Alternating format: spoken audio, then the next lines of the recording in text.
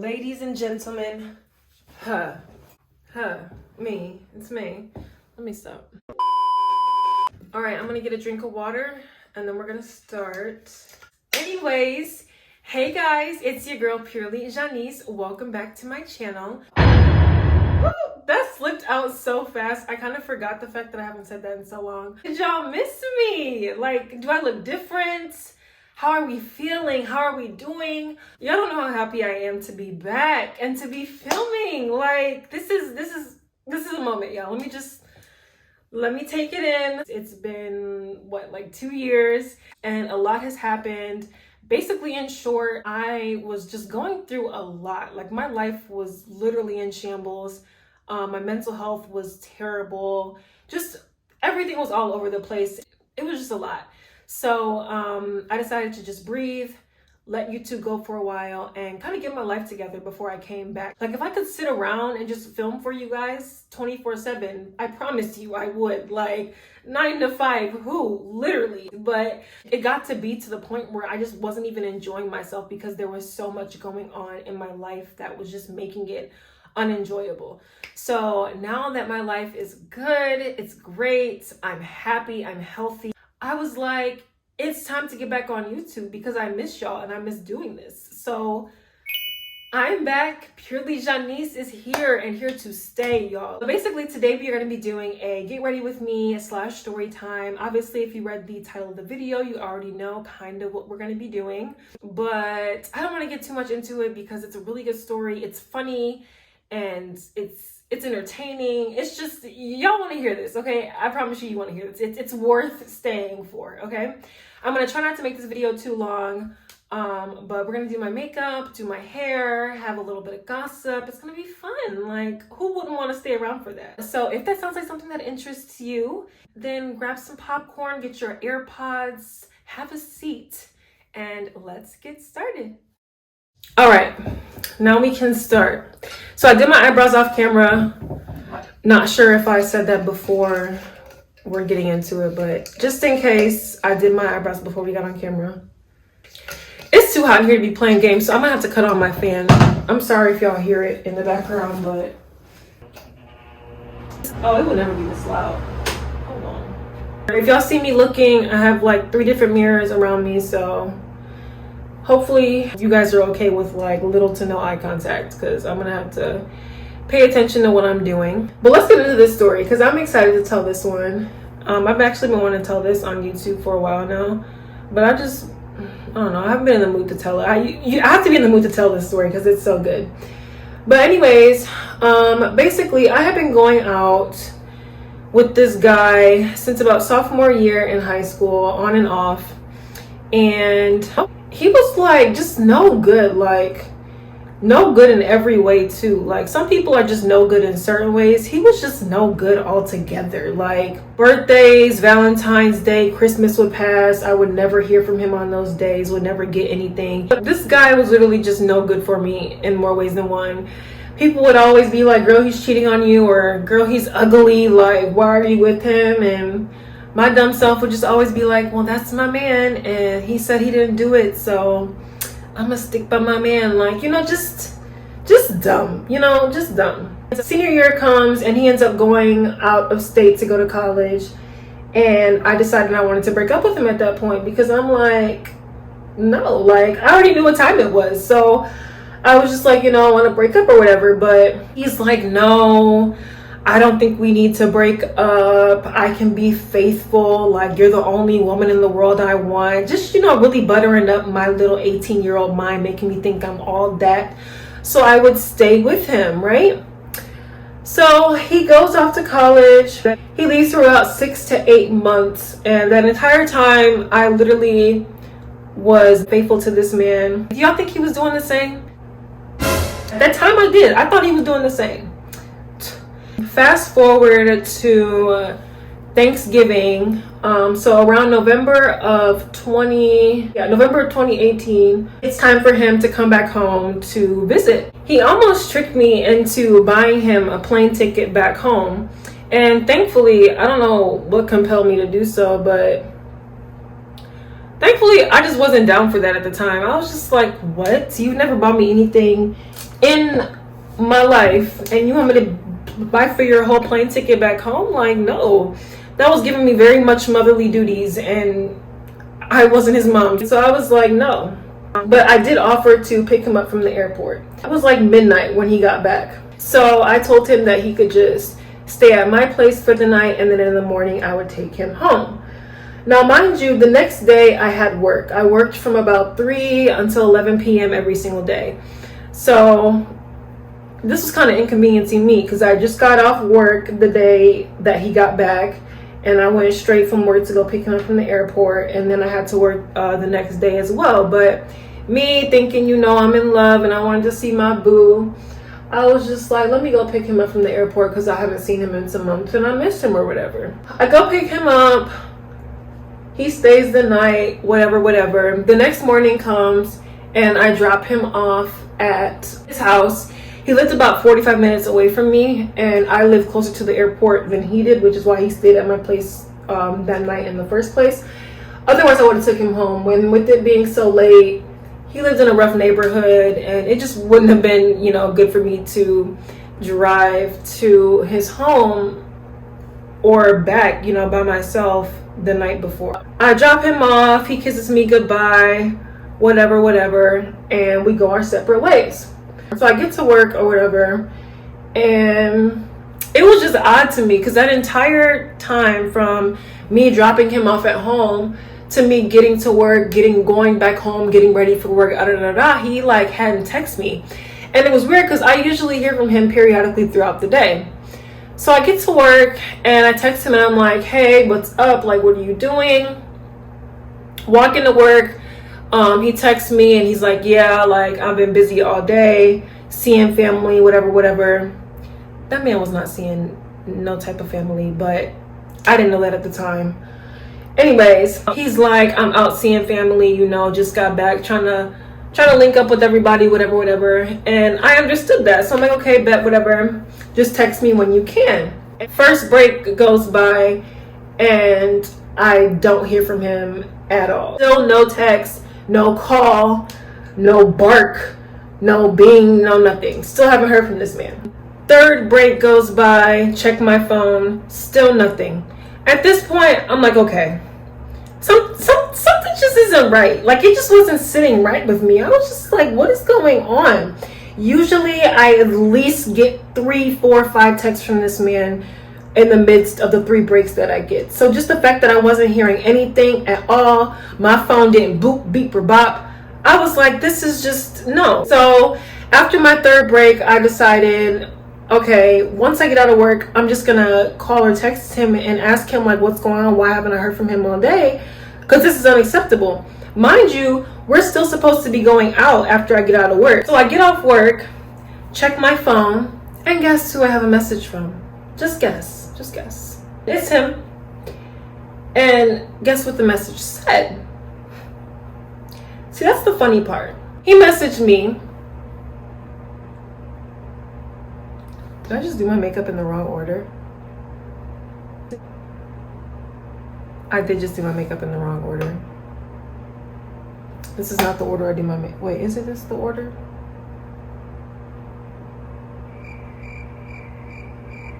This isn't the order. I can never just talk and do my makeup because then I start doing stuff like this, just not even thinking.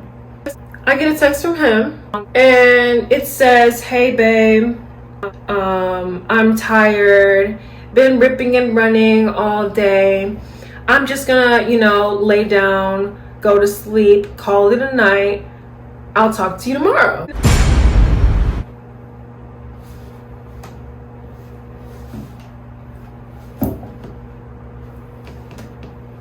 Like, no. I was like, no, he cannot think I'm gonna fall for this one. Now, I have been taking a lot from this man, and when I say a lot, I mean a lot. Like, on and off for a reason. When I say we were on and off, like, we were on and off for a while for very significant reasons, because he could never get his act together. And this was one of those things where I was like, I know I'm an idiot, okay? for staying with you for this long, but you can't think I'm this stupid. You know what I mean? In my head, I was like, okay, all right. So I had a good hour drive from my work to home. So that entire time, I'm just sitting there thinking, I'm like, okay, what do I do at this point? You know, I've been dealing with this for a while now. Is he really asleep? Like, just really overthinking it to the max. But I'm just trying to figure out, why is it that this man would just, you know, go to sleep, not even mention the plans that we had, just think it's okay to totally blow off everything. I get home, and when I tell y'all, my spirit was just, I don't know, it was nobody but God. Because, like, I couldn't sit still. I was just stirred. I was disturbed. I was bothered. And I work a good 3 to 11 shift. And my job isn't hard, but it's not easy either. Like, I was doing manual labor. It was just something that, you know, would wear anybody out. So usually I would just come home, eat, shower, go to sleep, and try to rest up for the next day at work. Like, it was just one of those jobs where it wore me out to that point. But this particular night, when I tell y'all, I literally could not sit still. I was not sleepy at all. I was wide awake. And that's how I know it was something, because I've never felt the way that I did that night ever again. Literally ever. Like, I just felt so weird. Like, just I was not okay. Like, so this is where it starts to get good. Okay, y'all, this is where stuff starts going down. So if you were listening at all in this video, you might want to start listening now. As I'm sitting here, something literally just says, you need to figure something out, because we're not just going to be sitting here tonight looking dumb once again and then listen to some BS story in the morning. So we need to figure this out, and we need to figure it out now. So I was like, okay.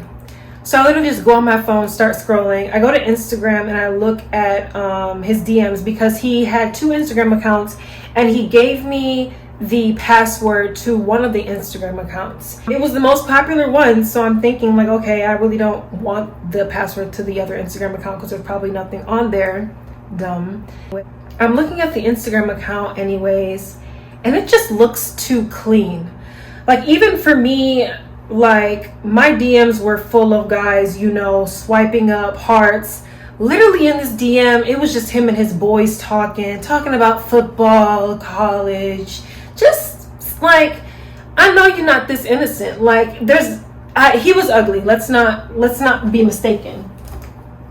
He was very unattractive. But I knew there were girls who would still go for him just because of the fact that he was a good football player and he was tall. You know, he had that going for him. He was tall, okay?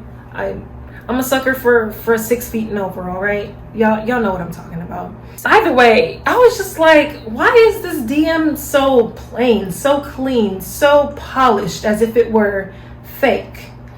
So that's when I really started I put my investigator hat on. At this point, they could not tell me I wasn't Olivia from Special Victims Unit. I literally was like, all right, we got to figure this out, because this just looks a little too clean.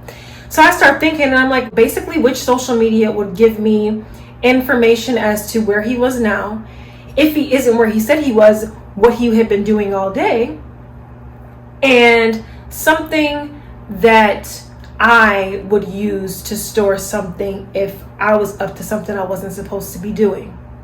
And it hit me. Snapchat. So I opened up the app. Y'all, it's about to get so good. So I opened up Snapchat, and obviously I had his username. Even if I didn't have his username, I had his email and his phone number, because again, he and I have been on and off for a couple of months. So I had a lot of his information, and a lot of information that he forgot he gave me. I put in his username, and I start thinking, what could be a password that this man would use? Yeah, I can't even make this stuff up. First, I used myself. I'm like, what if he loves me so much that, you know, the password's my name? That didn't work. So then I started being realistic. I stopped trying to, you know, rationalize everything. I was like, all right, we're throwing all that lovey-dovey out the window. Now it's time to get serious. So then I really started thinking. I knew he loved his granddad. I knew that what his granddad's birthday was. I put the grandfather's name and the birth date in the password, pressed submit, and it opened. When it opened, I was like, I wanted to scream so bad. It was midnight and everybody was asleep, so I couldn't, but I was like, like, you just couldn't tell me I wasn't Einstein at that point. I was literally too geeked. How do I even say this? How do I even put this into words? So first I tried to go to My Eyes Only and see what was in there. Couldn't figure out the password to My Eyes Only. And then I remembered that Snapchat has memories. For memories, it's the memories of the account holder of that specific Snapchat. So I go to the memories. And y'all, I had never in my life been more disgusted than when I opened those memories and saw what I saw. There were pictures of and videos of him at parties, getting twerked on, multiple different naked girls in his room, like him taking girls ice skating, getting girls' nails done. And I just kept scrolling and scrolling and scrolling. And it went back all the way to high school. Like, back in high school, there were times where, like, I had never found out exactly where he was, or he, like, was somewhere. It's kind of like the situation that I was in this certain scenario.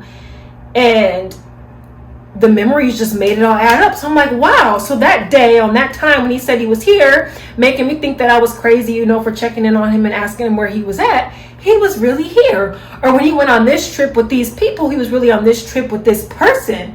Like, this man was taking trips with girls, going out places, like, and that wasn't even it. Like, there was some nasty stuff in there, y'all. It was just sickening. It was like, I literally was sick to my stomach for maybe 10 minutes after that. The farther I scroll, the more I look at each picture, it just gets worse and worse and worse. Like, he was literally living his best life, not only in college, but in high school, both when we were and weren't together. I'm just like, I'm sitting here scrolling through, like mouth open, heart beating fast, stomach hurting, lungs contracting, can't breathe. I'm literally at this point, like, just not okay. I'm literally not okay, y'all. I start crying, you know, was hurt. But then, and here's where it really gets good, y'all. I decided to be smart this time. I was done being the little pushover, let everything slide, do things, you know, the right way. Baby girl was gonna get even tonight. So I went back.